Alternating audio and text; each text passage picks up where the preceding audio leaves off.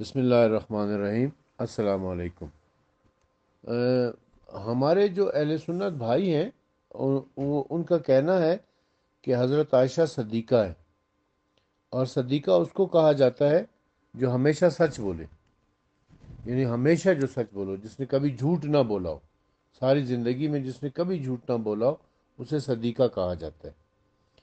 تو اور ان کا کہنا یہ ہے کہ حضرت عائشہ صدیقہ یعنی وہ ہمیشہ سچ بولا کرتی تھی۔ تو ماشاءاللہ ہم صحیح بخاری سے آپ کو بتاتے ہیں کہ حضرت عائشہ کتنی صدیقہ تھی۔ صحیح بخاری جلد نمبر 3، پارہ نمبر 22، کتاب الطلاق،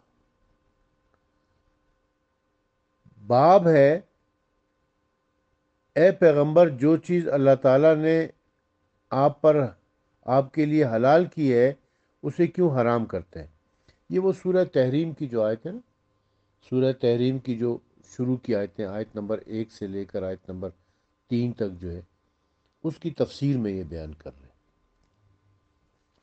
اس کی تفسیر میں کیا لکھا ہوا ہے؟ 2 روایتیں ہیں، میں یہ دونوں روایتیں پڑھ کر آپ کے سامنے بیان کرتا ہوں، پھر آپ دیکھیں کہ حضرت عائشہ کتنا سچ بولتی ہیں۔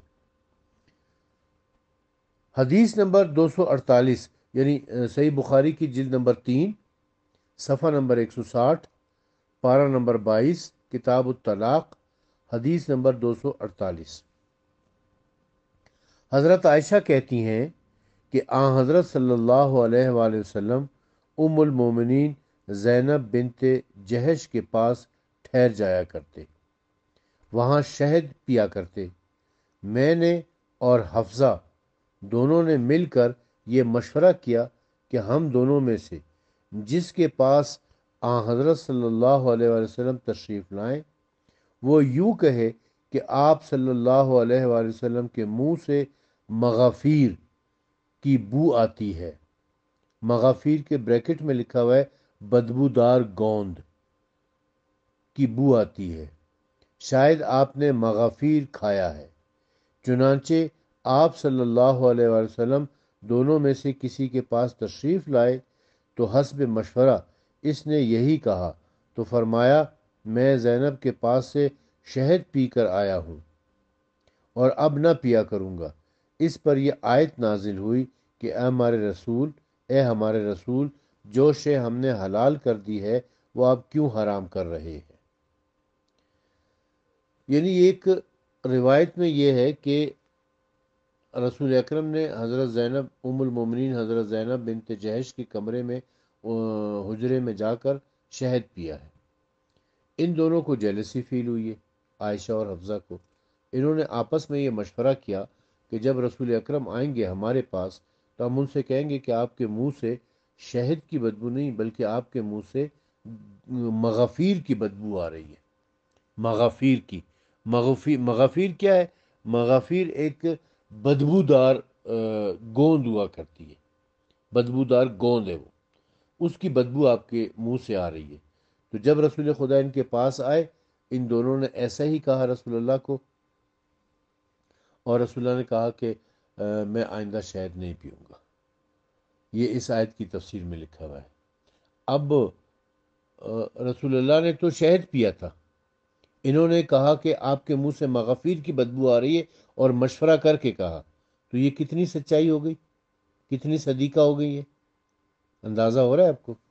ایک اور روایت اسی صحیح بخاری جلد نمبر 3، صفحہ نمبر 160 اور 161 کے اوپر، پارہ نمبر 22، کتاب الطلاق میں، حدیث نمبر 249۔ یہ جو پہلے میں نے پڑھ کے سنائی آپ کو وہ 248 تھی، اب 249۔ یہ روایت ذرا طویل ہے۔ حضرت عائشہ کہتی ہیں کہ حضرت صلی اللہ علیہ وآلہ وسلم شہد اور حلوے کو بہت پسند کرتے تھے۔ آپ آپ کا معمول تھا کہ جب آپ نماز عصر سے فارغ ہو کر کسی بیوی کے پاس تشریف لے جایا کرتے، کچھ دیر ان میں سے کسی کے پاس بیٹھے رہتے۔ ایک بار جناب حفصہ بنت عمر کے پاس تشریف لے گئے اور بہت دیر تک قیام فرمایا۔ مجھے اس پر بہت حسد ہوا اور میں نے وجہ پوچھی تو معلوم ہوا کہ حفصہ کی ہم قوم کسی عورت نے شہد بھیجا تھا، چنانچہ حضرت صلی اللہ علیہ وسلم کو بھی اس میں سے پلایا۔ یہ سن کر میں نے طے کر لیا کہ میں بھی کوئی ہیلا کروں گی، تو میں نے ام المومنین سودا سے کہا کہ اب حضرت صلی اللہ علیہ وسلم تمہارے پاس آئیں گے، تم کہنا کہ آپ نے شاید مغافیر کھایا ہے۔ آپ کہیں گے کہ نہیں، میں نے تو مغافیر نہیں کھایا۔ تم یہ کہنا کہ شاید اس شہد کی مکھی نے عرفت کا درخت چوسا ہوگا، جس سے مغافیر بدبودار گوند نکلتا ہے، اور میں بھی آپ سے یہی کہوں گی۔ صفیہ، تم بھی یہ کہنا۔ حضرت عائشہ کہتی ہیں کہ سودا نے کہا، یہ باتیں ہو رہی تھیں، اتنے میں حضرت صلی اللہ علیہ وسلم میرے دروازے پر آ کھڑے ہوئے۔ اے عائشہ، میں نے تمہارے حکم کے ڈر سے وہ بات کہہ دینا چاہی۔ حضرت صلی اللہ علیہ وسلم جب میرے نزدیک آئے تو میں نے کہا کہ یا رسول اللہ، آپ صلی اللہ علیہ وسلم نے مغافیر کھایا ہے؟ یعنی پوچھا، ان سے سوال کیا کہ آپ نے مغافیر کھایا ہے؟ آپ نے فرمایا نہیں تو۔ میں نے کہا کہ پھر یہ بدبو کیسی آ رہی ہے؟ آپ نے فرمایا، حفصہ نے شہد کا ایک گھونٹ مجھے پلایا تھا۔ میں نے کہا شہد کی اس مکھی نے عرفت کا درخت چوسا ہوگا۔ حضرت عائشہ کہتی ہیں کہ پھر آپ میرے پاس تشریف لائے تو میں نے بھی وہی کہا۔ صفیہ کے پاس گئے تو انہوں نے بھی ایسا ہی کہا۔ دوسرے دن آپ صلی اللہ علیہ وسلم حضرت حفصہ کے پاس گئے تو انہوں نے کہا کہ یا رسول اللہ، میں آپ کو شہد پلاؤں؟ آپ صلی اللہ علیہ وسلم نے فرمایا، اب کوئی حاجت نہیں ہے۔ حضرت عائشہ کہتی ہیں سودا چپکے سے مجھ سے کہنے لگی، واللہ یہ تو ہم نے ہیلا کیا، آپ صلی اللہ علیہ وسلم کو شہد پینے سے روک دیا۔ میں نے کہا بہن چپ رہ۔ یہ پوری روایت ہے جو میں نے آپ کو پڑھ کے سنائی ہے۔ یعنی اس کا لب لباب یہ ہے کہ حضرت عائشہ نے اپنی دونوں سوکنوں حضرت سودا اور حضرت صفیہ کے ساتھ مل کر ایک پلاننگ یہ کی کہ ہم جب رسول اللہ ہمارے پاس آئیں گے تو ہم ان کو یہ کہیں گے کہ آپ کے منہ سے مغافیر کی بدبو آ رہی ہے، کیونکہ وہ شہد پی کر آئے تھے۔ وہ تو کہیں گے کہ جی میں نے تو مغافیر نہیں پیا ہے، تو بدبو کیسے آ رہی؟ تو کہنا کہ پھر اس شہد کی مکھی نے مغافیر کے درخت سے کچھ چوسا ہوگا، جس کی وجہ سے شہد کے اندر بدبو آ گئی ہے، تو اس لیے جو ہے نا وہ آپ کے منہ سے مغافیر کی بدبو آ رہی۔ یہ پٹی حضرت عائشہ نے حضرت سودا کو بھی پڑھائی ہے، حضرت صفیہ کو بھی پڑھائی ہے۔ مقصد کیا تھا کہ رسول اللہ حفصہ کے کمرے میں جا کر شہد پی کر آئے تھے، ان کو روکنا تھا۔ اب یہ جو کچھ بھی کیا گیا ہے یہ سچ بولنے کے زمرے میں آتا ہے؟